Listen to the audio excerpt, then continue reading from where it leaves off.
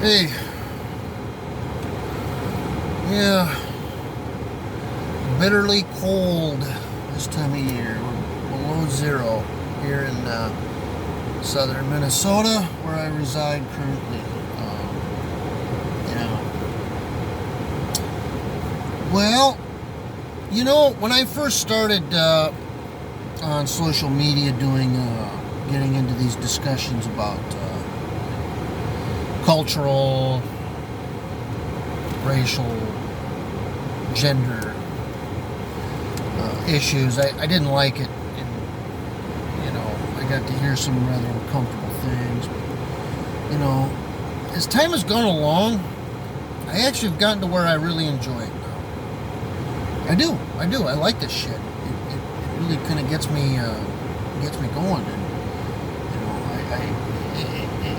it gives me a kind of a real purpose and something to,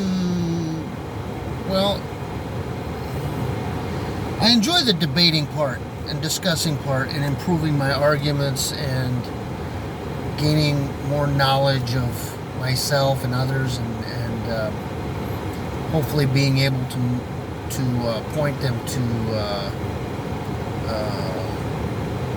inevitably point them to God, that God's the only answer. But in the meantime, I just enjoy it. And I've gone to where I just now like to do these YouTube videos and send them out to various people, some I know and some I don't know. Or I've met some and I haven't met some except through social media, but I respect their, opinions and logic. I think maybe we've shared similar struggles. They seem to be of the red pill mindset, and I really can only relate to that at this time. I'm only able to see people, to interact well with people who are of the red pill mindset, that kind of see what's going on and see, what's going on, I guess. As you know, in the media right now, there's kind of this demonization of the male, of the white male, including myself. We have to fight that stereotype of being the creepy white dude who's possibly some pedophile or serial killer or something like that. And I hope my non-white friends can understand that, or overcoming that, I guess. At least when it comes to like alls or generalizing. Anyway, and I hope also all of us, the ones I send this to, or whoever wants to watch this, is past that, they're past that kindergarten logic phase of, well, if you're black, you can't say, if you're not black, you can't say anything about black people, criticize or say anything, critique them in any way. That's a straw man of the highest form, and basically I can just say, I can counter with saying, well, if you're not white, you can't say anything about white people, and then where would that get us, right? Exactly, nowhere. So anyway, on that point, I want to kind of get into the meat of this topic here today, which is, well, I spent some time over the holidays with a family member, and this family member of mine is a little bit estranged, and I'm just gonna say that. And well, me and her of kind of, and it's a her, but yeah, me and her are of kind of a different mindset, both like politically and theologically. She's not a Christian and I am, but she's kind of the left wing, more left wing sort, and I'm obviously not. But we actually had a good time, and we were able to stay on issues that we, agreed on, to a certain extent. So, anyways, with that being said, she brought up something though that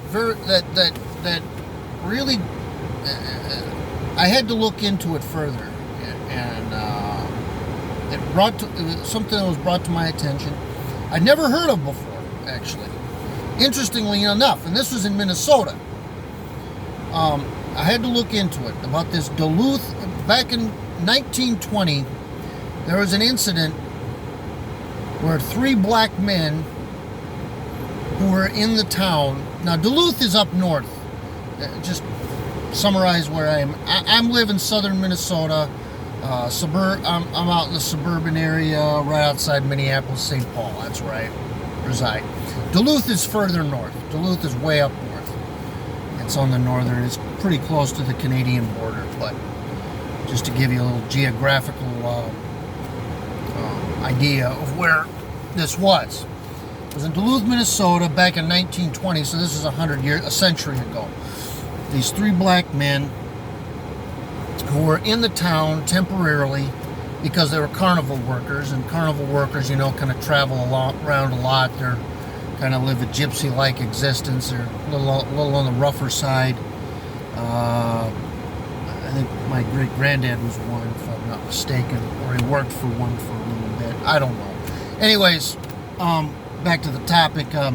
These 3 black men were accused of the rape of a white teenage girl and ended up being lynched by a mob, by an angry mob.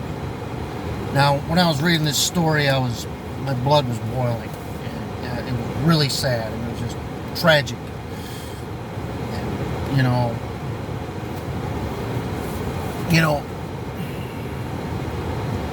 yeah, and it was found later on evidence when I looked into it. This girl went to a doctor and was examined, and she'd made the whole thing up. She made the whole thing up. There was no evidence of rape. But it didn't deter the case because these 3 men died.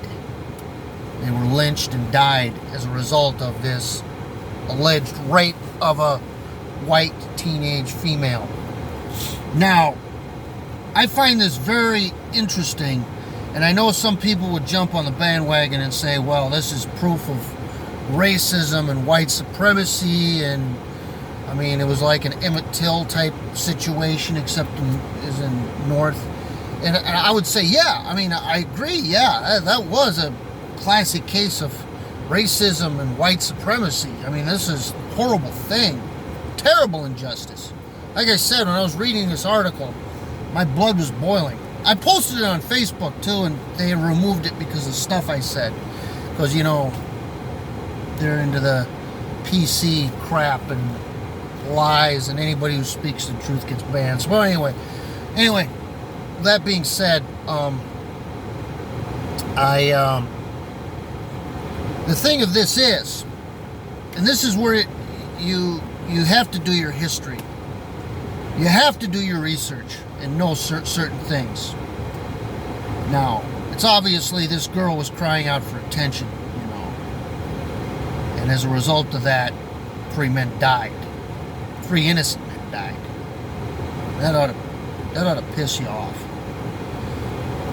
But and she had these cucks and simps and white knights that were all coming to her rescue, right? She knew how to play the game back then. And this was 1920. This was 100 years ago. And if you know the history again, you know that it was around this time that feminism, I think the first wave of feminism came about. It was the first wave of feminism. Where women were given rights to vote, were starting to work. They were doing this. And who benefited from that, right? White women. And who, like in this case, who are the first people she went after? Kind of abused her position with? Black men. That ought to be saying something right there. That just, to me, to a black man, he ought to be thinking, see, it was really her all along that was out to get me. To destroy my image, my masculinity and my image. If he's done the research. If he hasn't, well, anyway. But let me continue here. Yeah. That being said, because then later, the second wave of feminism came about in the 60s and 70s and stuff, you know, and this is where it became mainstream. And the liberated women, white women, started swinging and started having extramarital affairs, started started divorcing their husbands, started doing a lot of shit, you know. A lot of them too claim to be Christians and whatnot, you know, doing it in that name, but big into the swinging and having extramarital affairs, divorcing their husbands. That's how they showed their, you know, their power, privilege, power, whatever. And the black woman, what did she do? What did the black woman do? Or the black feminist, rather.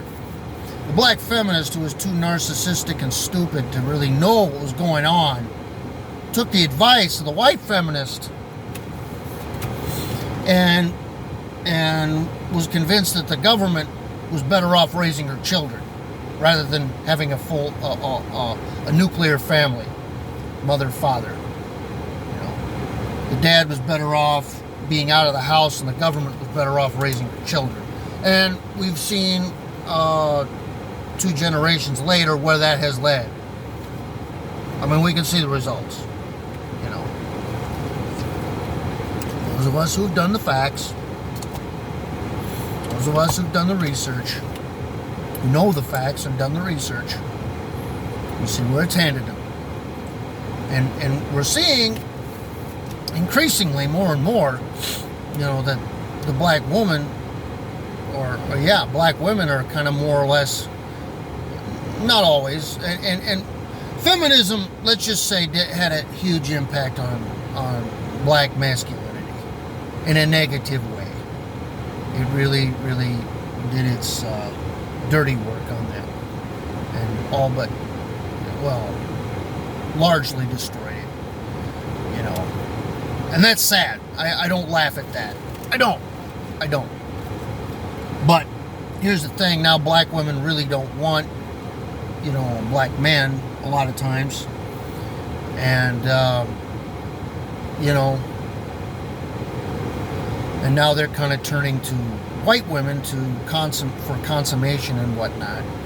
So I look at it this way. It's kind of like the white woman's chickens have come home to roost. Especially the white feminist, you know. And now we're into the 4th wave of feminism, where people don't even know their identity anymore. Even saying it is a hate speech and a hate crime. So it's pretty much all downhill from there.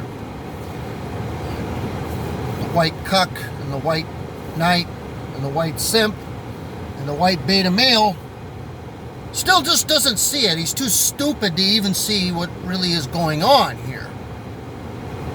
And I've been trying to wake him up to this fact, but he doesn't want to get it, you know. So, that's all I got. Again, know your facts, know your history, do your research. And that's all I have to say. Because at the end of the day,